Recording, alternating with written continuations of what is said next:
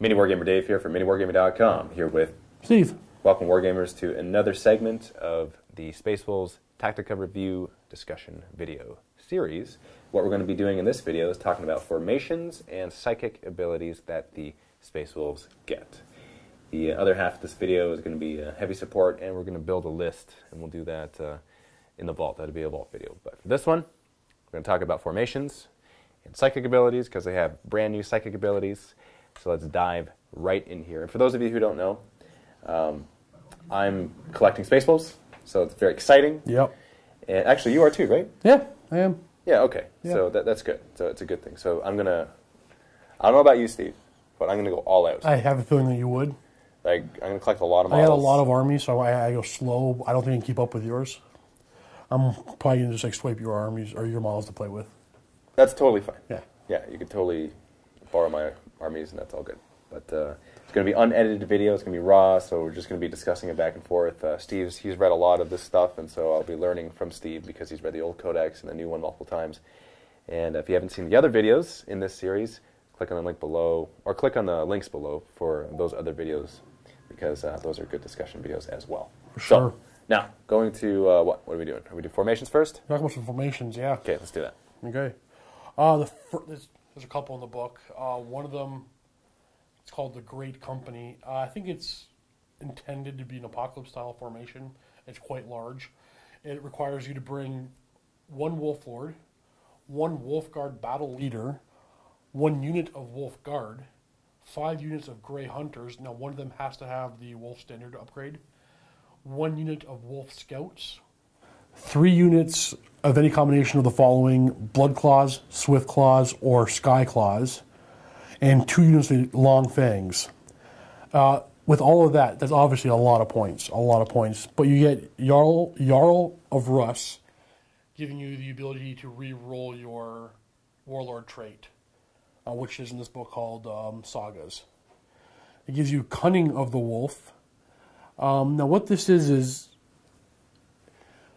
you roll a d6 for every unit before you deploy, and on a 6, that unit gets outflank.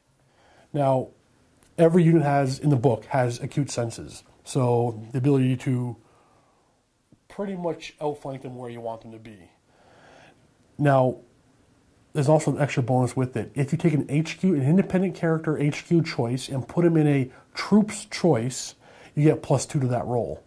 So, I mean, just in here, it's requiring you to have just 2 characters. So you have 2 units with a 50% chance of getting that outflank. So everything has acute senses, pretty much. Everything has acute senses. But nothing has outflank. The Scouts do. Scouts have outflank, but other than Scouts, nothing else has outflank. Nothing has outflank, other than one special character as well, sorry. So you got to roll to see if you get it. Yes, on the 6 you get it. And if you're a troops choice and you have an independent character with you, on a 4+ you get it. Correct. So and that counts as a Great Company. That counts as the Great Company. Now, is it one independent character with 1 troops choice? Yes, it is. Okay. So for each independent character in a troops choice, you add +2 to the roll. So that's why, what are those guys called? The Wolf Guard, the 50-point characters. Wolf Guard leaders? Yes. Battle leaders? Sorry, Wolf Guard Battle Leaders, 50-point characters. That's your cheapest way of getting outflank. Right. And it's not even a sure thing. It's a 50% chance. Okay. Now, to me, okay, this is a very large company. You get one more ability. You get the Howl of the Wolves. As long as the formation's Wolf Lord is alive, all units in the formation have Fear and Furious Charge special rules. Okay. See, I like that. But how many points is this going to be? This is going to be... You probably do this for about 3,000 points. So, okay. So first off, we're talking about the Great Company. The Great Company. This is a formation. Mm-hmm. And that other thing with the getting of the outflank, right? That's separate? No, that is applied by this formation. So Cunning of the Wolf. That's what that is. Yes. Okay, now I understand. That's a special rule applied to this formation. Right. Okay, gotcha. So, okay, again, it's probably 3,000 or more points for this formation. Looking at it just this, yeah, I'd probably use it. It's not bad. But it's obviously meant for a large-scale game. There's another formation in this book. Here, let's just show you what that is. Hopefully this goes into focus. There you go. That's the formation. All those models constitute this formation. And those are the special abilities on the side there. And that is the Great Company.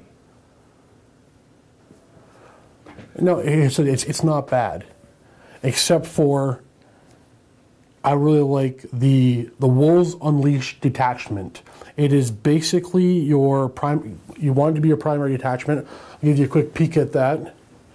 You can see it. And if you take a look right there at the top, 5 HQ choices. That's what I really love, because it also has Jarl of the Wolf, or sorry, Jarl of the Russ, and Cutting of the Wolf. So you get that same +2 to your roll for the outflank if there's a character in a troops choice, but this is giving you 5 HQ choices. So the actual force organization, if you call it that, is totally different. Yeah, it's completely different. It's their own detachment. So I mean, it's required to have 2 troops and requires 2 HQ actually. What does? This formation. So you have to have 2 characters, but you kind of want characters in the Space Wolf Codex. You want a bunch of cheap characters in a bunch of units of Swift Claw or Blood Claws or Grey Hunters, just outflanking. Is this a formation? This is a formation. This is going to be your primary formation. You mean this is a detachment? Right. This detachment is your primary detachment. So it's not a formation? No, it's detachment. Okay.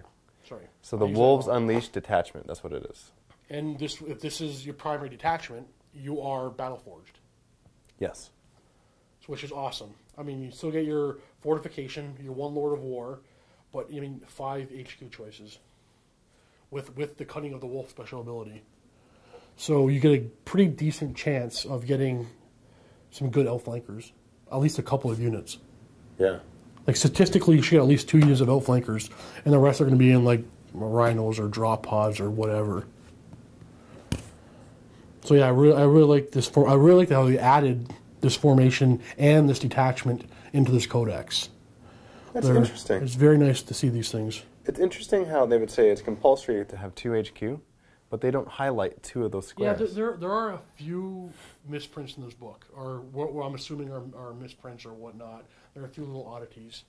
I guess we're all used to them by now. Yeah. But yeah, it's not highlighting 2 HQ choices, but in the text it does say compulsory 2 HQ choices. Okay. Yeah. Wow, but I love that detachment. Yeah. So, Cunning of the Wolf, we're going to want to look out for that because we want our guys to have outflank as much as possible, right? For sure. To make use of their acute senses, otherwise it's just wasted. And if one of the command benefits of the Jarl of Russ, you can reroll the result in the Warlord table. I guess that's good, right? Yeah, I mean, the Warlord table is 1 page over. Oh, no, it's not. Where'd it go? No, they're tactical objectives. Force requisition. Where is it? Is it the Sagas? It is the Sagas. Okay. And that's another thing. There's a whole bunch of Space Wolf tactical objectives that you add into the deck. Yeah. So there's 6 of them. Which is fun. I mean, yeah. that's stuff like that's fun. It changed the game a little bit, and there's nothing wrong with that. Because the games, you don't want them getting stale, boring, or anything like that.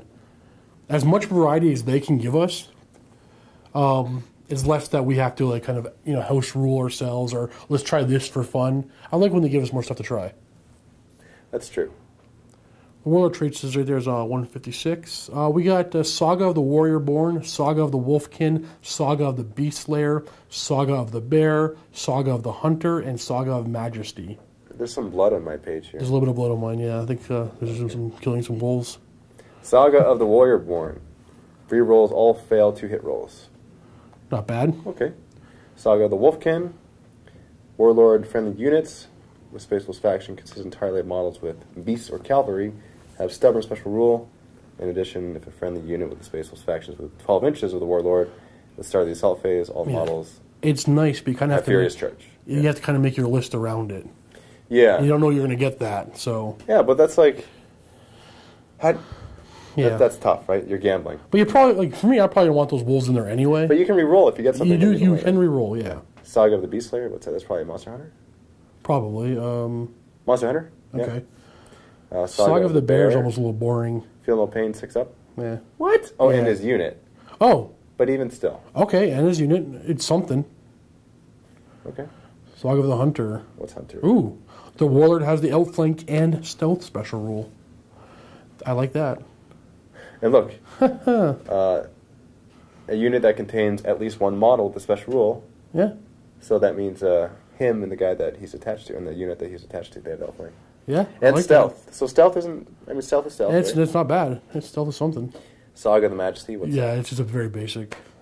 Reroll, fail morale, and pinning test if they're within 12 inches of him. The Warlord table here is nothing spectacular, but are any of them really? So Saga the Hunter and Warriorborn seem to be the best. It's what you kind of hope for if you can choose. Beast Slayer, that's not bad, provided you're fighting monstrous creatures. Right. But then again, you can reroll if you don't like your result, right? Yeah. And Warlord table traits, those are never game-changing things. Really? Those are always just like extras. Right, right. Yeah. Another thing they got new is the Tempestus Discipline, 167. You know what? It's not a crazy, awesome discipline, but I like it. I mean, the Primaris power is Living Lightning, Warp Charge 1, 18-inch range, Strength 7, Assault 3, Shock. And the great thing about it is it has the Shock special rule, which is basically like the Necron rule. Tesla rule. The Tesla rule, yeah. If you hit on a 6, you get it's 3 hits. Yeah. Now, it does say here... And most of those hits were snapshots. Yeah, it does not work for snapshots, which... I'm hoping that doesn't happen to the Necrons. Why? Because we kind of live off the Tesla and the snap firing, and so it looks like that might happen to the Necrons. But either way, I still like this thing. Hitting on 6, a couple extra shots. Yeah, Strength 7. Yeah, it's not bad. So Stormcaller, what's that? Ooh, I like this one a lot. Charge 1, it's a blessing, target psycho or its unit. Power and effect, the target has the Shrouded special. Okay, yep. so it's Shrouded. Yep, just Shrouded. Stormcaller, you get Shrouded. Tempest Wrath. Tempest Wrath. Charge 1. Malediction, 18-inch, single enemy unit. All models in the target unit suffer -1 penalty to their ballistic skill to a minimum of 1, and treat all terrain, even open ground, as difficult terrain. In addition, unless they're immobilized, all models in the target unit that have the jump, jetpack, jetbike, fly monster creature, flyer, or skimmer unit type must immediately take a dangerous turn test. It's not bad. Okay. Yeah, it's usable. It's like Cursed Earth. Yeah, it's Actually, no, sorry. Well, no, I'm thinking of Enfeeble. Enfeeble. Yeah, it's definitely, it's not going to win you the game, but it could. It could. Yeah, those dangerous turn tests. Yeah, you never know. Thunderclap. Thunderclap I like a lot, too. Nova. Yeah, it's a 12-inch Nova. 12-inch Nova. Strength 3, Assault 2d6. So, yeah, that's obviously got its use. Can you do that in close combat? I want to say yes. If I was playing the game, I'd have to look it up to make sure, but I'm fairly confident that you can. Blessings, Maledictions, and Novas. No beams, no witchfires. If you guys know the answer to this, please leave a comment and cite your source. Say, oh, this is found on page number of this. Yeah. Yeah, that's the best way to help us out and to help out anyone who doesn't know the answer to it. Yeah, that'd be cool because that's probably the best time to do it, right? Well, even if you're not in combat, that's basically a 2-foot arc, right? A range from either side of the model, 1 foot each side. That's a big bubble. You're going to get something in range. It's 12 inches measured from the model, from the caster, so it's 12 inches all the way around him. And it's only hitting enemy models, I believe. Hold on. Assault 2d6. So maybe it can't in close combat because it's Assault 2d6? Like a shooting? Well, you know what? Well, I'm going to look it up right now because I want to know. Because if you can use it in combat, yeah, that's awesome. Awesome. Yeah, I have a funny feeling you can't. But I'm going to look up I'm going to tell people what this other one is. Murderous Hurricane? Murderous Hurricane. It's Warp Charge 2. 18-inch range, Strength 4. Assault 1, Large Blast, Rending. It's a Witchfire. Okay. Yeah, it's useful. Yeah. 18-inch Large Blast, Rending is always good. Fury of the Wolf Spirits. Warp Charge 2. This is a Witchfire. Each time the power is manifested, the Psycho shoots using both of the profiles given below, one at a time. In any order, both attacks must target the same unit. What? Whoa. Yeah. He shoots both? Yep. There's just basically 6 shots. But you got to roll to hit, like any shooting psychic ability. So they're both 18-inch range. The first one is Strength 6, AP nothing, Assault 4. The second one is Strength 5, AP 2, Assault 2, Precision shot. Yep, you can definitely kill a character with that one. Precision shot. So, do you find that? Yeah, on the Nova, I got the information on that. It is treated like a shooting attack. Which means? It means you can't do it in combat. But it does hit flyers. I don't know if strength is going to help too much, but flying monster creatures are going to take 2d6 strength 3 hits. And it can hit models out of line. It's like blocked by terrain. Models that are in combat, it's going to hit everything. So it's still quite good. Okay. All right. Well. Yeah, I still like it. Jaws of the World Wolf. Let's see what this is. Not as good as it used to be. So it's been nerfed? It's been nerfed a little bit. Warp Charge 2. Focus Witchfire. Targets a single non-vehicle unit within 18 inches. Model hit by Jaws must take an initiative test. Monstrous creatures automatically pass this test. Yeah.